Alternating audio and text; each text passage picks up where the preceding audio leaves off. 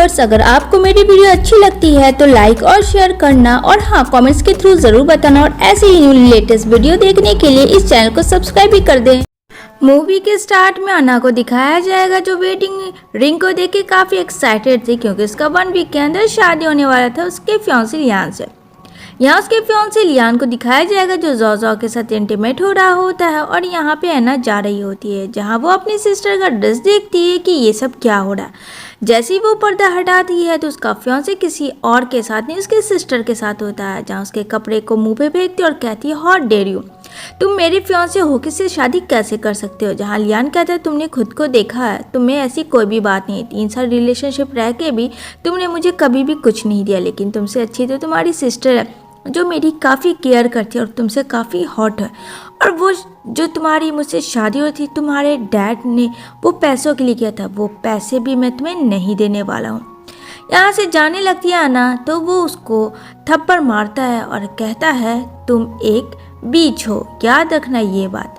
यहाँ पे वो जाती है जहाँ तेज़ बारिश होती है तो यहाँ मिस्टर ली उसके हाथों से स्लिप करके गिर जाता है। जहाना बोलती है आज लकी मेरा बहुत ख़राब है, पता नहीं ये लड़का कौन है।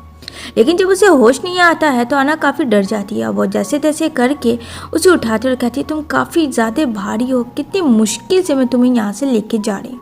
वो उसे घर पे लेके जाती है, उसका काफ़ी केयर करती है और कहती है तुम तो लकी हो कि मैंने तुम्हें टच किया, हाँ वैसे तुम काफ़ी हैंडसम हो।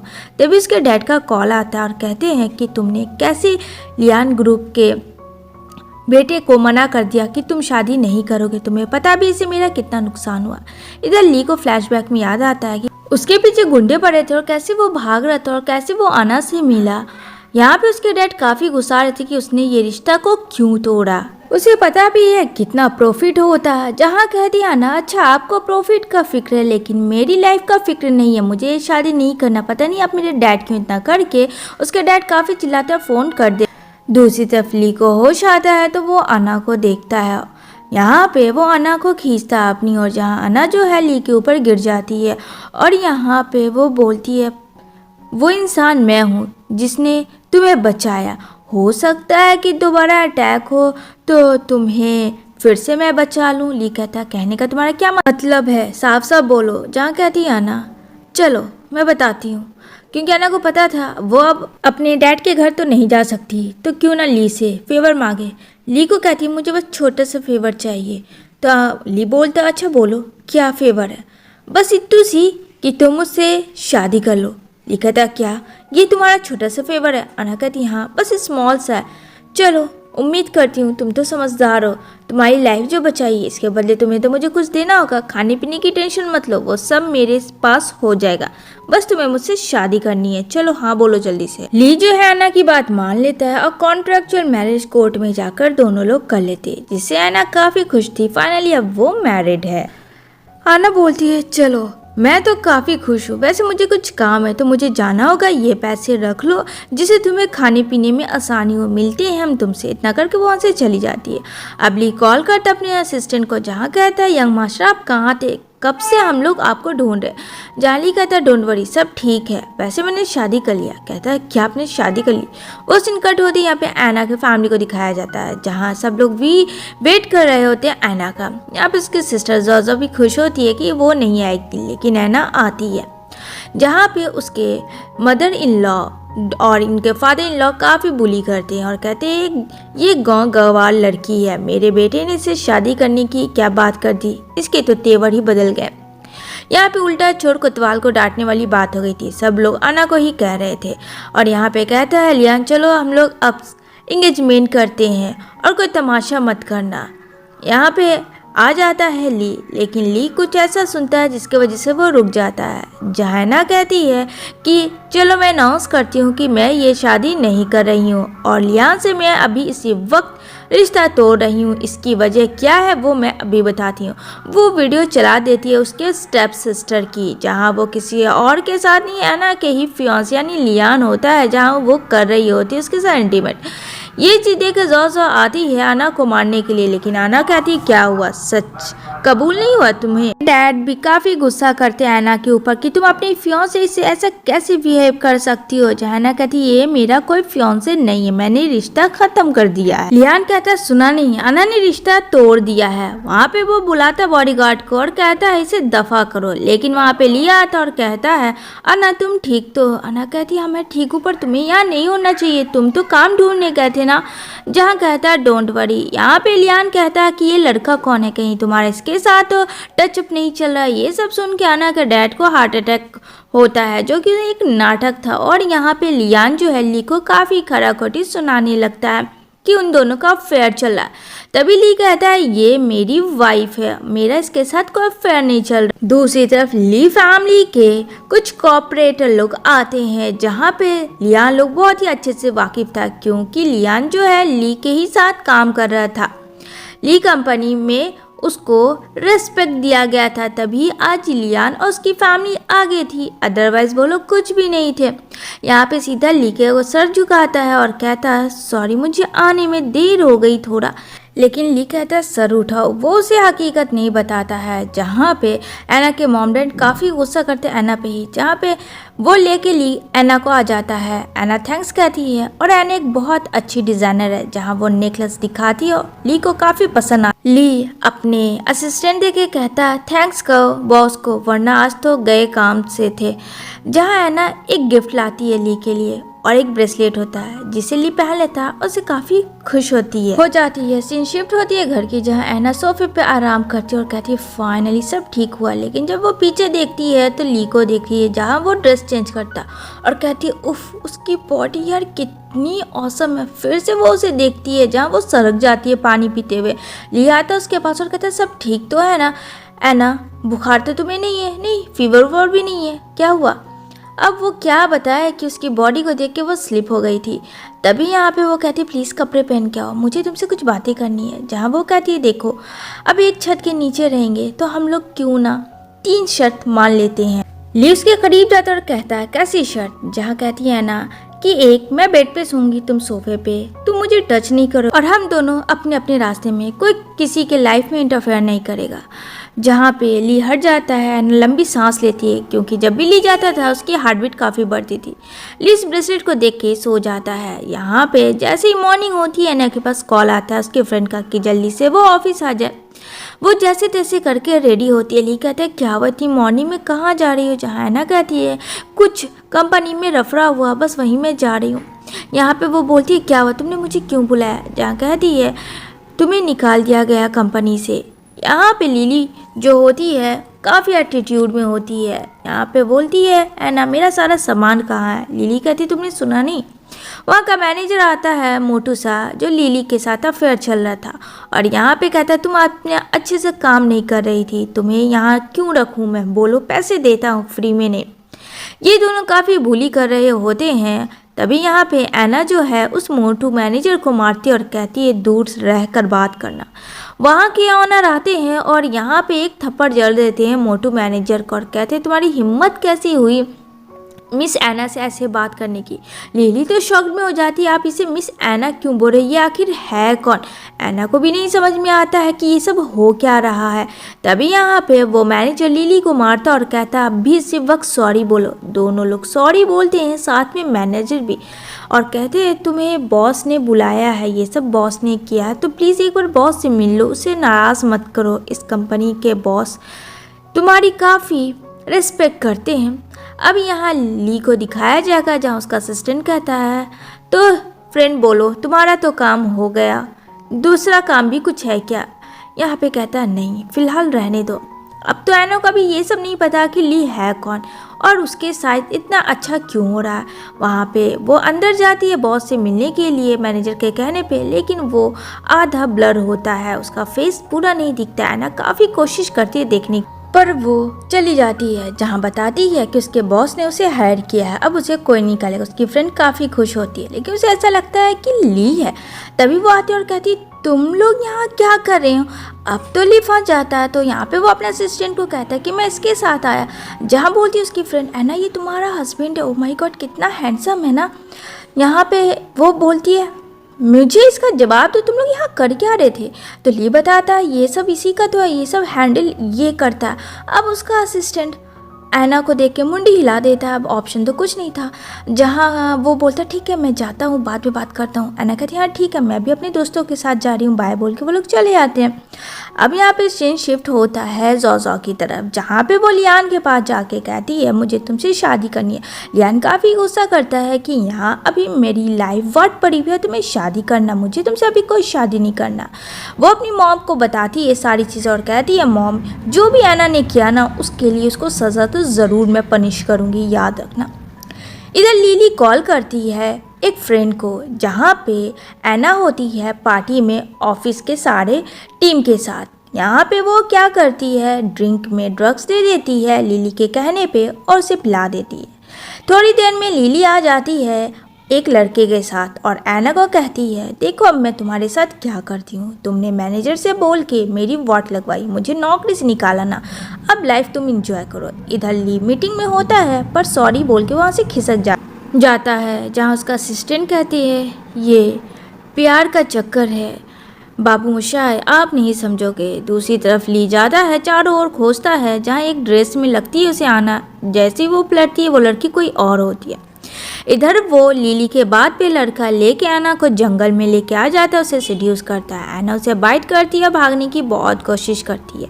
एट ए टाइम ली आता है और यहाँ पे देखता है ऐना के साथ मिसबिहेव कर रहा है, वो उसे मारता है और कहता है तुम्हारी हिम्मत कैसे हुई मेरी वाइफ को ऐसे टच करने की, जहाँ पे वो मोटू कहता है मैं तुम्हें छोड़ूंगा नहीं।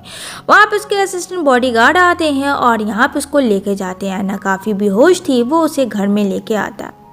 यहाँ पे ऐना कहती है पता है तुम काफ़ी हैंडसम हो, मेरी फ्रेंड भी कह रही थी मुझे तुम चाहिए, और यहाँ पे फोर्सफुली करती है। ली कहता है बाद में पछताना मत, और इस तरीके से ये लोग इंटीमेट हो जाते हैं। ऐना को जब होश आता है तो ली को देखती है, जहाँ काफ़ी शॉक्ड में होती है और चिल्लाती है ये यहाँ क्या कर रहा है, और वो उसे पिल्लों से मारने लगती है। जहाँ ली कहता है मैंने तुम्हें कल रात ही कहा था ये सब की जिम्मेदार तुम हो, मैंने कुछ नहीं किया, याद करो नशे में तुम थी मैं नहीं। अब ली को ऐना मारते हुए रुक जाती है। तभी ऐना सोचती है कि उसने कुछ ज़्यादा ही रूड बोल लिया, गलती तो ऐना की थी, उस बेचारे तो उसकी जान बचाई। दूसरी तरफ ली की ग्रैंड माँ का कॉल आता है, उससे बातें ही कर रहा होता है कि ऐना आती है और लाइन पे ही होती है उसकी ग्रैंड माँ। कहती है ऐना अब जो रात में हम लोगों के हस्बैंड वाइफ के बीच होना था वो हो गया, क्या था कैसे था मुझे नहीं जानना है, तो इन सब चीज़ों को छोड़ के मैं आगे बढ़ना चाहती हूँ। यहाँ पे ली की ग्रैंड माँ सब सुनती है। ली ऐना को कोशिश भी करता है कि वो ऐसा कुछ ना बोले, लेकिन ऐना सब बक देती है। जहाँ यहाँ पे ली की ग्रैंड माँ कहती है मेरा बर्थडे है तुम्हें आना होगा। यहाँ पे कहता है कि मैं तुम्हें बताने वाला था लेकिन सुनती कहाँ हो किसी की। दूसरे सीन में ऐना अपना काम करती है, जहाँ फ्रेंड को वो सारी बातें बताती है, तो उसकी फ्रेंड कहती है तुम्हें जानना चाहिए जब तुम ली को पसंद करती हो। तो ऐना रेडी होके आती है शॉपिंग के लिए, जहाँ ली उसका वेट करता है। वो ऐना को कहता है वैसे तुम प्यारी लग रही हो, तुम्हें वर्क से ऑफ मिल गया। ऐना कहती हाँ मेरे बॉस बहुत अच्छे। यहाँ पे उसकी फ्रेंड्स भी होती है चाइल्डहुड, जहाँ पे देखती है ऐना को। यहाँ पे ली बोलता है चलो इस स्टोर में चलते हैं। ऐना कहती नहीं काफ़ी कॉस्टली है, हम एफोर्ड नहीं कर पाएंगे, लेकिन ली उसे लेके जाता है जहाँ ज़ोज़ो और लियान होते हैं। यहाँ पे ज़ोज़ो कहती है असिस्टेंट की वाइफ और काफ़ी मजाक उड़ाती है, जहाँ ली कहता है बस इनफ करो, तुम अपने काम से मतलब रखो। लियान कहता है ये शॉप के कपड़े को मैं ऐसे बाय कर दूंगा तुम्हारी वाइफ के लिए, लेकिन तुमसे मुझे माफ़ी मांगना होगा, घुटने तले करके। दूसरी तरफ उस शॉप के ऑनर को ये सब बात पता चलती है, जहाँ दूसरी तरफ आती है ज़ोज़ो की फ्रेंड जो कि ऐना की फ्रेंड थी। अब वो जल्दी से ड्रेस जो कि ऐना पसंद की थी वो ज़ोज़ो को दे देती है, लेकिन वहाँ का मैनेजर आके वो छीन लेता है ज़ोज़ो से ड्रेस और यहाँ पे ऐना को दे देता है। ऐना तो शॉक्ड में होती है कि ये मेरे लिए पर ये बहुत कॉस्टली है, जहाँ उसका मैनेजर कहता है आप रख लें, ये आपके लिए स्पेशल बनाया गया था। ली बोलता है रख लो, जब वो कह रहे हैं तो मेरा बॉस देख लेगा। यहाँ पे ज़ोज़ो लियान जाने लगती है, लेकिन वहाँ का मैनेजर ज़ोज़ो और लियान को कहता है घुटने तले माफ़ी मांगो, जहाँ लियान माफ़ी मांगता है। एना को समझ नहीं आता इतनी कॉस्टली ड्रेस ली कैसे बाय कर सकता है, जबकि वो तो एक नॉर्मल सा लड़का है। वो ली को बोलती है, ली कहता है छोड़ो ना, स्ट्रेस मत लो, फिलहाल अभी हम लोग लव करते हैं। यहाँ पे वो जाता है लेकिन उसे नींद आ जाती है और वो सो जाता है। एना कहती है ओह, इसलिए इसे लव करना था। दूसरी तरफ जोजो अपनी मॉम को सारी कहानी बताती है स्टोर की, जहाँ उसकी मॉम कहती है इस बार अभी लियान पे फोकस करना है, इधर उधर की बातें छोड़ो। वो उन्हें नेकलेस देती है कि ये जाना पहन के पार्टी में। यहाँ पे एना जब वो ड्रेस पहनती है तो ली देखता ही रह जाता है और वो जो डायमंड का सेट होता है वो पहना देता है गले में ली। दूसरी तरफ आईवी होती है जोजो भी लियान के साथ, जहाँ पे जोजो की फ्रेंड कहती है अरे तुम तो काफ़ी प्रीटी लग रही। दूसरे सीन में ली एना के साथ निकलता है तो उसका असिस्टेंट कहता है मुझे कुछ बात करनी है, एना को जाने दो। एना जाती है और एना काफ़ी खुश थी। तभी यहाँ पे सामने एंट्री होती है जोजो की। दोनों बहन आपस में देखते हैं, उनमें से एक चीज़ कॉमन था कि दोनों का जो नेकलेस था वो सेम था। अब असली और नकली कौन है ये तो नहीं पता था। जहाँ कहती है जोजो ये मेरी मॉम ने दिया है, तो जाहिर सी बात है ये असली है, और तुम असिस्टेंट की वाइफ हो तो ये नकली है। चोरी की भी हो, कहीं रोड साइड में मिलता होगा, उसी का कॉपी पहन ली हो तुम। क्यों, मैं सही कह रही हूँ ना? एना को भी पता था कि हो सकता है ये नकली हो। तभी वहाँ पे आ जाती है डिज़ाइनर, जो कि दौड़ के जाती है जोजो और कहती है पता है मैम, मैं आपकी बहुत बड़ी दीवानी हूँ, बहुत बड़ी फ़ैन हूँ आपकी। तभी वो नेकलेस को हटाती है और कहती है ये नकली है और तुम मुझे बेवकूफ़ समझाए क्या। तभी यहाँ पे एना जा रही होती है तो जोजो कहती है और मेरी सिस्टर। जैसे उसकी नज़र पड़ती है वो बताती है कि ये असली है, ये तुम्हें किसने दिया। एना तो शॉक थी, इतना डायमंड असली है, ये तो ली ने दिया था। अब इधर जोजो लियान को बोलती है माफ़ कर दो, देखो आज पार्टी है, कुछ ना कुछ इंतज़ाम मैं कर ही लूँगी। ली फैमिली से इस मीटिंग में प्लीज़ एक बार मेरी बात तो सुनो। जोजो की बातों में आके लियान कहता है ठीक है, एक मौका देता हूँ। दूसरी तरफ सब लोग आए हुए होते हैं पार्टी में, जो कि ली की ग्रैंड माँ का था, लेकिन अभी तक ये नहीं पता था कि उनका जो है प्यारा सा सन इन लॉ है कौन।